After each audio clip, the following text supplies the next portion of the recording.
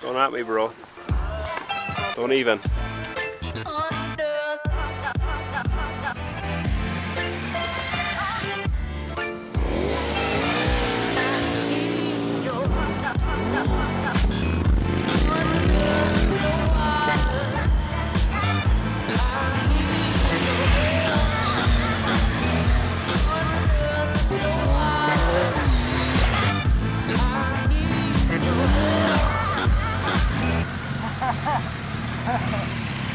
Oh, that's as far as that goes.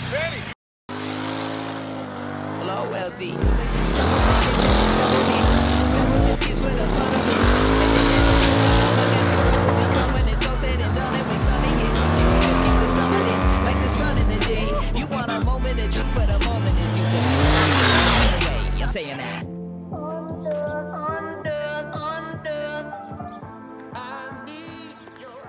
Hey guys, so this is a review for the Michelin Anakee Adventure tire, and I want to get one thing out of the way right away. This is a tire with 8,000 miles on it, and it's still got some life left in it.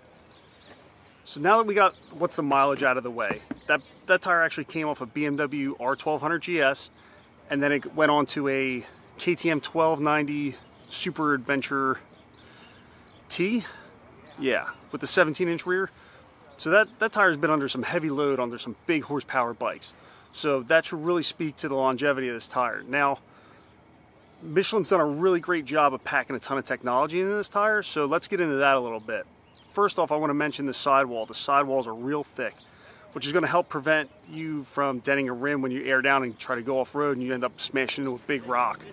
The next thing is the tread pattern on this tire. So Michelin has gone in and thought, okay, we want an 80-20 tire, 80% on-road, 20% off-road. We want good longevity. So to get good longevity out of that tire, you just have to put more rubber on it. So the center of the tire is packed with, you know, tighter tread pattern. But as you get further out on that tread pattern, the blocks are spaced a little bit bigger, which Michelin has done that on purpose. So that way when you start leaning that bike over and you need more traction, which is when you need it the most off-road, when you have it leaned over, it evacuates loose gravel better and it actually gives you more traction. So instead of it going from, I've got traction in a straight line to no traction all leaned over, you actually get more as you start to lean the bike over. And that's important when you get into these situations where you might come into a turn too hot or you're starting to slide the rear. The more you slide it, actually the more grip you get, which is kind of a nice profile, and it just allows this bike to, it allows you to push the bike in a way that feels natural. Like it's not like, oh yeah, I was straight up and down and now I'm on my head.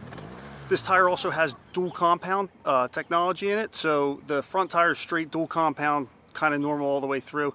The rear tire has a softer compound at the outside, just kind of laid in there like a little pocket of it, which gives you more stability when you have the bike leaned over and you've got it all loaded up and you're on the road. No squirms, no stability issues whatsoever. This tire went down the road just flawlessly. But that also equates into a really good tire manners when you're off-road, because tire compound when you're in the 80-20 market is almost more important than the tread pattern, because that's where you're really getting all your traction from. What does that really mean? It really means that this tire just gives you this smooth profile that feels natural the whole way through the lean angle, instead of, like I said, straight up and down to on your side, which that's going to be important for the people who want to really explore and take this tire off-road, because you could be going down the trail or down a two-track road and things could be kind of normal, gravel, and then all of a sudden get a little rockier and a little rougher. And that's where this tire is going to kind of bail you out of trouble. This tire also has block bridge technology, which is a piece of rubber in between some of the outside tread patterns. And what that does is it also links the tire together when you're on one contact patch to the next. And it allows you to have more stability when you're in a deep lean angle and you're trying to, you know, get a turn done. You don't get that squirm that you can get out of some other tires.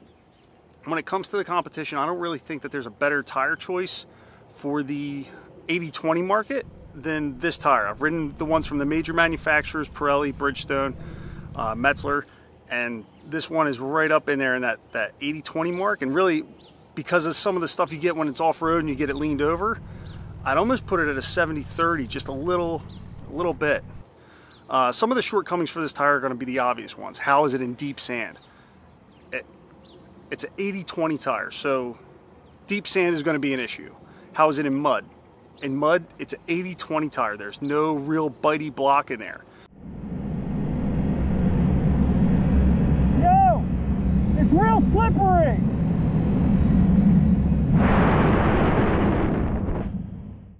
So don't expect this tire to do things that it can't do, which none of the 80-20 tires can handle deep sand. It's going to come down to your riding technique, which if your riding technique is lacking, you can't fault the tires. You can push an 80-20 tire harder than somebody who doesn't know what they're doing on a 50-50 tire any day. So never forget that your skills are really going to determine what tire is the best for you off-road as well. But if you're in the market for that, I think these Michelin Anakee Adventures are just the way to go. It's a great 80-20 tire, and I think that's it. I'm tired.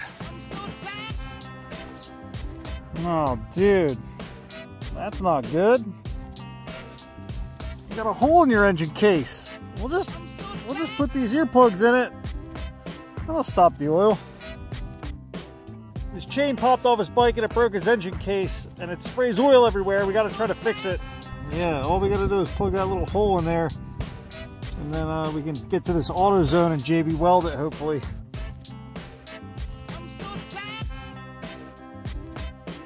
This is a lighting. This is a 10th. It's a 10th beer kind of job. Look at that thing, dude. It's factory. I gotta see it. There it is. There it is. We're almost there. No, you know what the tension situation is on this proper bike? sag? You still Does got it get another 2 tighter inches when to it- go. I feel like that's pretty good. No, it's not pretty good. I feel Well, like it that's depends pretty, on- no, because once it sags, it tightens. Asking for this to happen If again. it sags, it gets tighter, man. need to It's set a, it it's at a the- parallelogram. You need to set it. No, this is the loosest point.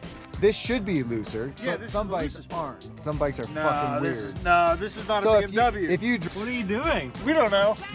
It's not even me, dude. It's my little brother. What did you do to it? he camerated the shit out of this. First, I know how artsy Steve is. Your snapback's on the third loop. That's a massive head.